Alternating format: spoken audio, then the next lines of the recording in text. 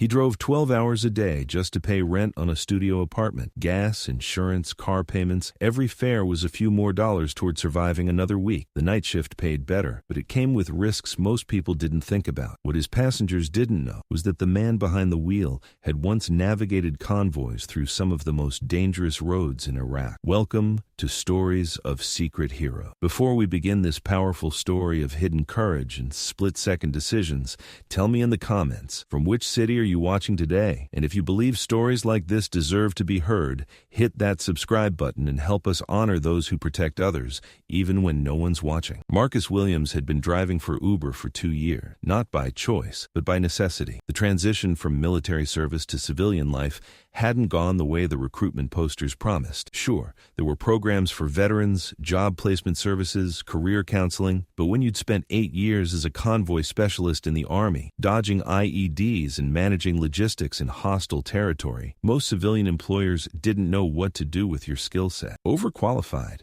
they'd say politely. We're looking for someone who'll stay long-term. What they meant was, we don't want someone who might have PTSD, who might be unpredictable, who might not fit into our corporate culture. So Marcus drove 12 hours a day, 7 days a week when he could manage it. His 2018 Honda Civic had 180,000 miles on it and needed new tires, but it was reliable and fuel efficient. Good enough to make the payments on his studio apartment in Queens, good enough to keep food on the table, good enough to maintain the dignity of paying his own way. The day shift was safer, but less profitable. Soccer moms going to Target, business people heading to the airport, college students splitting fares to save money. They were polite, usually tipped through the app and rarely caused problem. But the night shift, 10 p.m. to 6 a.m., that's where the real money was. Surge pricing during bar closing time, late-night airport runs, emergency rides for people whose cars broke down or who'd had too much to drink. The pay was better, but it came with complication. Drunk passengers who got sick in his car, people running from domestic violence situations, drug deals that happened in his back seat while he pretended not to notice. Marcus had rules for the night shift. No passengers who seemed too intoxicated. No rides to obviously dangerous neighborhoods unless the surge pricing made it worth the risk. No getting involved in his passengers' business, no matter what he overheard. Keep your head down, get the fare, move on to the next ride. It was a Wednesday in November when everything changed. The pickup request came in at 11:47 p.m. Hotel downtown, destination in the warehouse district. 3 passengers, which was fine. His car could handle 4 people comfortably. The hotel was upscale, the kind of place where business travelers stayed when their companies were paying. Marcus pulled up to the entrance and sent the standard text, "Blue Honda Civic, license plate NYD4792, here for Marcus." 3 men emerged from the hotel lobby. Mid-20s to early 30s, well-dressed but nervous energy. They looked around before getting in the car, checking over their shoulders like they were worried about being followed. The first one, tall and thin with a designer jacket, got in the front passenger seat. "You Marcus?" "That's me. You guys heading to the warehouse district?" "Yeah." "Specific address." The man handed him a piece of paper with an address written in pen. Not typed into a phone, not from a GPS app.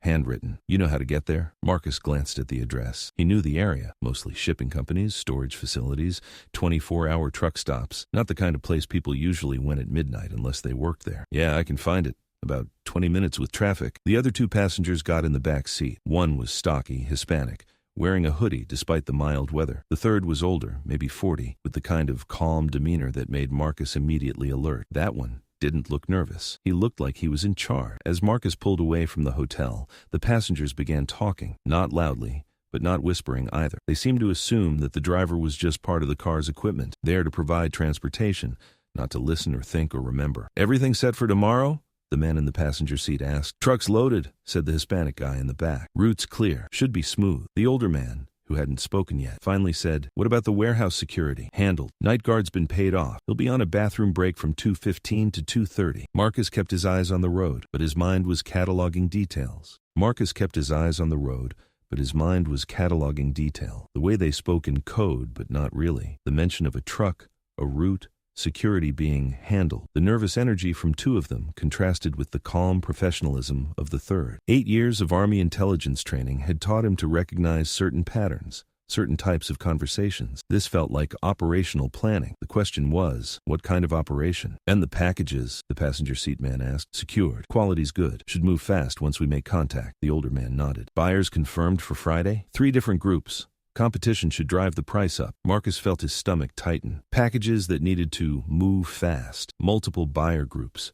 A warehouse with compromised security. This was starting to sound like a drug deal, but something about the tone suggested it might be worse than that. He caught the older man's eyes in the rearview mirror. For just a moment, there was an assessment happening. The man was studying Marcus, trying to determine if the driver was paying attention, if he posed any kind of threat. Marcus kept his expression neutral, professional. Just a working guy focused on traffic and navigation. Nothing to worry about. But inside, his training was kicking in. Pattern recognition, threat assessment, decision trees for when civilians might be in danger. Next left, the passenger seat man said, checking his phone. Then straight for about 8 blocks. They were getting close to the destination. Marcus had maybe 10 minutes to figure out what was really happening and decide what, if anything, he should do about it. The conversation continued, and details emerged that made Marcus's blood run cold. References to merchandise that needed to be delivered fresh. Talk about buyers who pay premium for quality. Mentions of transportation routes and border contacts. This wasn't about drugs. This was about people. Human trafficking. Marcus had seen enough intelligence briefings in Iraq to recognize the terminology,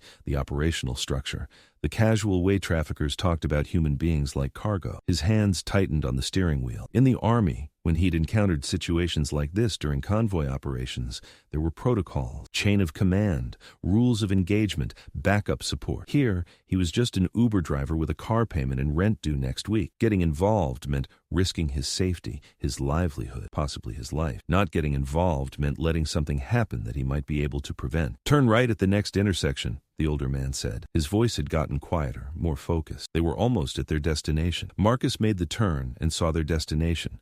A large warehouse with minimal exterior lighting, surrounded by a chain-link fence. There were several vehicles in the parking area. 2 trucks, an SUV, and a sedan. This wasn't an abandoned location. People were already here, waiting. Pull up to the gate, the passenger seat man instructed. As Marcus approached, he could see movement near the warehouse entrance. Figures in the shadows, but not trying very hard to hide. This was a business transaction, happening in a semi-public location with enough security to feel safe, but enough isolation to avoid unwanted attention. Marcus stopped the car at the gate. The 3 passengers got out, but the older man leaned down to the driver's window before closing the door. "Thanks for the ride," he said, pulling out his wallet. "Here's cash for the fare, plus a tip." He handed Marcus $60 for what should have been a $20 ride. "You never picked us up tonight. You never drove us here. You never saw anything. Understand?" Marcus looked at the money, then at the man's face. There was no threat in his voice, but there was absolute certainty. This wasn't a request. "Just drove some guys to a business meeting," Marcus said quietly. "None of my business. What kind of business?" The older man nodded and walked away. The 3 passengers went through the gate and disappeared into the warehouse complex. Marcus sat in his car for a moment, engine running, trying to process what had just happened. Every instinct told him to drive away, go home, pretend this never occurred. He had no proof of anything illegal, no evidence that could hold up in court, no authority to do anything about it, even if he did. But he also couldn't stop thinking about the word fresh, about quality merchandise, about transportation routes and border contacts. Someone was in that warehouse who didn't want to be there, someone who needed help that might not come from anyone else. Marcus made a decision that went against every survival instinct he'd developed since leaving the Army. Instead of driving away, he pulled his car around the corner, parked in the shadows, and called 911. 911? What's your emergency? "I want to report suspicious activity at a warehouse. Possible human trafficking situation." The dispatcher was professional, but cautious. "Sir, what makes you think there's human trafficking occurring?" Marcus gave the address and described what he'd overheard without mentioning that he'd driven the men there. Anonymous tip from someone who'd witnessed suspicious activity. Multiple vehicles. Talk about merchandise and buyers. Compromised security. "Officers will investigate, sir. May I have your name?" "I'd rather remain anonymous, but please, there might be people in that warehouse who need help." Marcus ended the call and drove to a 24-hour diner 6 blocks away. He ordered coffee and waited, watching the news on the diner's TV, checking local police scanners on his phone. At 3:17 a.m., the story broke. Police raid on warehouse complex. 15 people rescued from human trafficking operation. 3 arrests made on site, with more expected as the investigation continued. Marcus finished his coffee and drove home. He never told anyone about the ride, never mentioned the cash tip or the implied threat. When the police released descriptions of the suspects,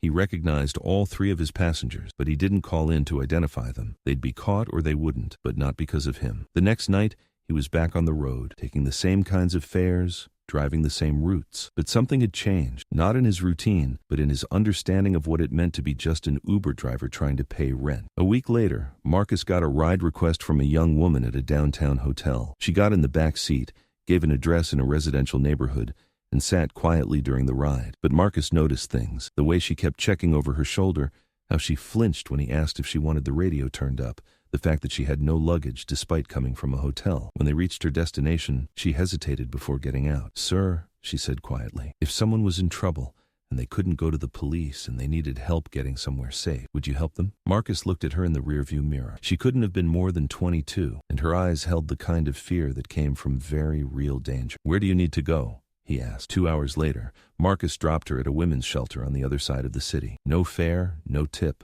no questions asked, just a safe ride for someone who needed it. This became Marcus's new routine. Not often, maybe once every few weeks, but regularly enough that word somehow spread in the networks of people who needed help. Domestic violence shelters knew his number. Social workers had his contact information. People in situations where calling 911 wasn't an option knew there was an Uber driver who would take certain kinds of fares without asking questions. Marcus never advertised this service, never made it official. He just drove his regular shifts and occasionally picked up passengers who needed more than transportation. They needed someone willing to get involved when getting involved was dangerous. The money wasn't good. Safe house runs didn't surge price, and people fleeing dangerous situations rarely had money for tips. But Marcus had discovered something more valuable than surge pricing, a sense of purpose that had been missing since he'd left the army. He was still just making ends meet, still driving 12 hours a day to pay rent on a studio apartment. But now when people asked what he did for work, Marcus had a different answer than,